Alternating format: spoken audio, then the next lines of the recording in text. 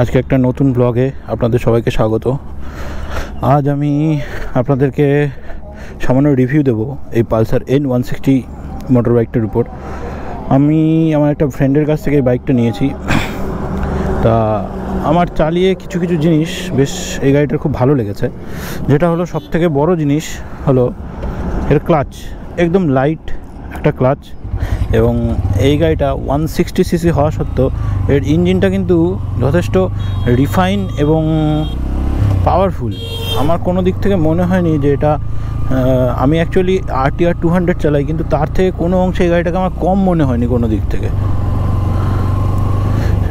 আমি সাধারণত বাইকের রিভিউ করি না, বা কোনো রিভিউ ভিডিও আমার চ্যানেলে আপনারা দেখেননি। আমার হঠাৎ করে এই গাড়িটা একবার চালিয়ে এটা রিভিউ করতে ইচ্ছা হলো, সেই কারণে আমি আমার বন্ধুর কাছ থেকে এক প্রকার চেয়েই আর কি বাইকটা নিলাম, যে আমাকে একটু সময় দেওয়া হোক এই বাইকটা, জাস্ট আমি একটা রিভিউ ভিডিও বানাবো। তো গাড়িটা দেখুন, একদম আইডিয়াল স্পিডে আমি চালাচ্ছি, নর্মাল সিটিতে যেইভাবে চালাই ঠিক। থার্ড গিয়ার বা ফোর্থ গিয়ারে কোনো ইঞ্জিন নকিং নেই। সবথেকে বড় জিনিস হচ্ছে এটা, যেটা আমাদের সিটি কমিউট করতে গেলে সবচেয়ে বড় সমস্যা যেটা হয়, আমাদের গিয়ার যদি বাড়ানো থাকে বারবার আমাদের গিয়ার কমাতে হয়। কারণ কি, সেটা হলো ইঞ্জিন নকিং। কিন্তু এই গাড়িটাতে কোনো ইঞ্জিন নকিং নেই। আপনি ফোর্থ গিয়ারে দেখুন, গাড়ির স্পিড 29, 80 নর্মালি একটা স্পিডে চালাচ্ছেন। দেখুন, অনেক ব্লগাররা অনেক হাই স্পিড ব্রেকিং টেস্ট এইসবের ভিডিও করবে, কিন্তু আমি অ্যাকচুয়ালি কমিউটার সেগমেন্টের বাইকের উপর বেশি ফোকাস করি বলে আমার মনে হয় একটা বাইক যেরকম জোরে চালানো বা হাইওয়ে রাইডিং বা ট্যুরিংয়ের জন্য প্রয়োজনীয়, সেরকমই কমিউটিংয়ের জন্য একটা বাইক অনেক বেশি প্রয়োজনীয়। এবং এই বাইকটা বাজাজের পালসার সিরিজেরই একটা বাইক। সাধারণত পালসার সিরিজ খুব একটা জনপ্রিয় সিরিজ আমাদের দেশে, এবং প্রত্যেকটি ইউথ এই সিরিজটাকে পছন্দ করে। তাই সেই দিক থেকে দেখতে গেলে এই জনপ্রিয় সিরিজের এই গাড়িটি আমার তো চালিয়ে যথেষ্ট ভালো লেগেছে। এবং এর ব্রেকিং আমার কমিউটিংয়ের দিক থেকে যে ধরনের ব্রেক গাড়িটাতে আছে যথেষ্ট ভালো লাগে।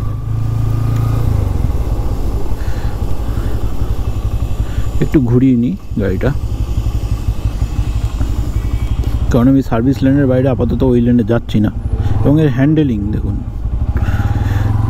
আমার মনে হয়েছে হ্যান্ডেলিংটা আরেকটু সামান্য যদি কম ঘুরতো, মানে অ্যাকচুয়ালি এর হ্যান্ডেলিং যে স্পেসটা নিয়ে ঘুরছে বাইকটা, সেটা একটু বেশি মনে হয়েছে। তবে আমার RTR-এর তুলনায় যথেষ্ট কম স্পেস নিয়ে ঘুরেছে বাইকটা।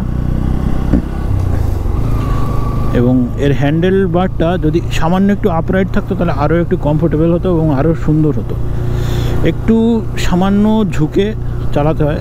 আর সবথেকে বড় কথা, যাদের হাইটটা একটু কম, ধরুন 5 ফিট 4 থেকে 5 ফিট 6 মধ্যে, তাদের জন্য এই গাড়িটা খুবই ভালো হবে চালাতে। কারণ সিট হাইটটাও খুব একটা বেশি না, এবং সিটিং পজিশনটাও যথেষ্ট কমফোর্টেবল।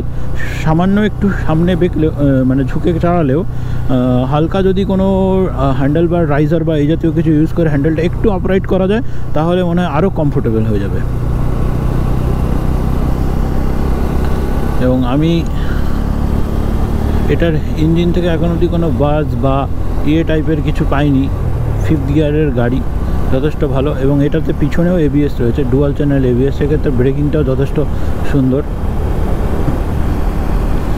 এবং এই যে ধরুন আমি একটা কম্পিউটিং স্পিডে 60-তে চালাচ্ছি, কোনো ভাইব্রেশন নেই বাইকটাতে। সবথেকে বড় জিনিস হচ্ছে ভাইব্রেশন। পালসার সিরিজের গাড়িগুলিতে একটু ভাইব্রেশনের জন্য প্রবলেম হতো, কিন্তু কখনো এই গাড়িটাতে আমার ভাইব্রেশন কোনো দিক থেকে আমি পাইনি।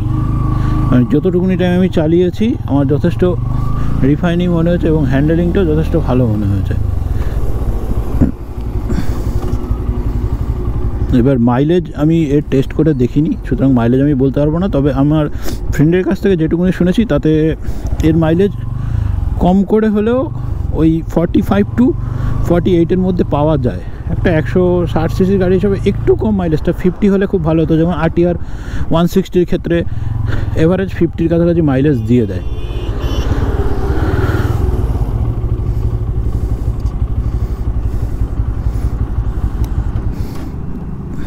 আর এই বাইকটির যে সাসপেনশন ইউজ করা হয়েছে, আমি যদিও পট হোলের মধ্যে অল্প কিছুটা সময় চালিয়েছি, আমার পিছনের সাসপেনশনটা একটু হালকা স্টিপ লেগেছে, কিন্তু সামনের ফ্রন্ট সাসপেনশনটা ভালো, যথেষ্ট ভালো। আর সবথেকে বড় কথা, এই গাড়িটার ইঞ্জিন, এই 160cc যে ইঞ্জিনটা, এটা আমার কোনো অংশে যে কমিউটার 200cc বাইকগুলি আছে তার থেকে কম মনে হয়নি। এবার আপনাদের চয়েস, আপনারা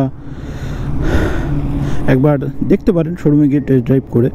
আমার মনে হয় যারা কমিউটার সেগমেন্টের 150 থেকে 160cc মধ্যে গাড়ি নেওয়ার কথা ভাবছেন, সেই সমস্ত রাইডারদের জন্য এই বাইকটি একটি বেস্ট চয়েস হতে পারে। শুধু আমি বাজাজকে একটা জিনিস বলতে চাই, যে ইন্ডিকেটারগুলি যেহেতু এলইডি প্রজেক্টর লাইট সামনে ইউজ করা হয়েছে হেডল্যাম্প হিসাবে, অনেকে একে এমটির সঙ্গেও এমটির কপি বলে থাকেন, কিন্তু আমার কোনো অংশে মনে নেই এটা এমটির কপি, কারণ এমটির থেকে অনেকটাই বেটার এই লাইটিংটা। আর আমার শুধু একটাই বাজাজকে বলার, যে এর ইন্ডিকেটারগুলি যদি এলইডি করে দেওয়া যায় তাহলে যথেষ্ট ভালো হবে বাইকটা। ঠিক আছে বন্ধুরা, আজ এই পর্যন্তই, একটা শর্ট রিভিউ জাস্ট বাইকটার। আগামীতে আরও ভিডিও নিয়ে আপনাদের সঙ্গে দেখা হবে। Take care, bye bye, God bless you. ভিডিওটি ভালো লাগলে চ্যানেলটি সাবস্ক্রাইব করবেন, শেয়ার করবেন।